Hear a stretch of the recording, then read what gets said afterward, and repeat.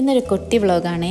രാവിലെ മക്കളെ ബസ് കയറ്റി വിടാനുള്ള ഓട്ടത്തിനിടയിലാണ് കേട്ടോ ഈ കുഞ്ഞ് സൂര്യകാന്തി എൻ്റെ മക്കളുടെയും കണ്ണിലൊടുക്കിയത്. ഇതിൻ്റെ പേരെന്താണെന്ന് എനിക്കറിയില്ല, അറിയുന്നവരൊന്ന് പറയണേ.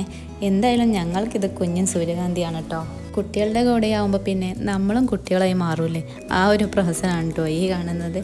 ഇത് സൂര്യകാന്തി അല്ല ഉമ്മച്ചി, ഇതിൻ്റെ സെൻട്രൽ ഭാഗം ബ്ലാക്ക് അല്ല യെല്ലോ ആണെന്ന് ഒരാൾ. അത് കുട്ടിയായതുകൊണ്ടാണ്, അത് വലുതാവുമ്പോൾ ബ്ലാക്കായി വരുമെന്ന് മറ്റേയാളും. പൂവിൻ്റെ വിശേഷം പറഞ്ഞു ഒന്നും രണ്ടും പറഞ്ഞിരുന്നപ്പോഴേക്കും സ്കൂൾ ബസ് എത്തി, മക്കൾ പോയി. ഞാൻ തിരിച്ച് വീട്ടിലേക്കും നടന്നു. വീട്ടിലാവുമ്പോൾ എപ്പോഴും അടിയാണെങ്കിലും മക്കൾ പോയാൽ പിന്നെ ഒരു ഒറ്റപ്പെടലാണ് കേട്ടോ. തിരിച്ചിതാ ഞാൻ വീട്ടിലെത്തിയപ്പോഴേക്കും നമ്മുടെ ചിക്കുമരം നിറയെ കായിട്ട് നിൽക്കുന്നത് എൻ്റെ ശ്രദ്ധയിൽപ്പെട്ടത്.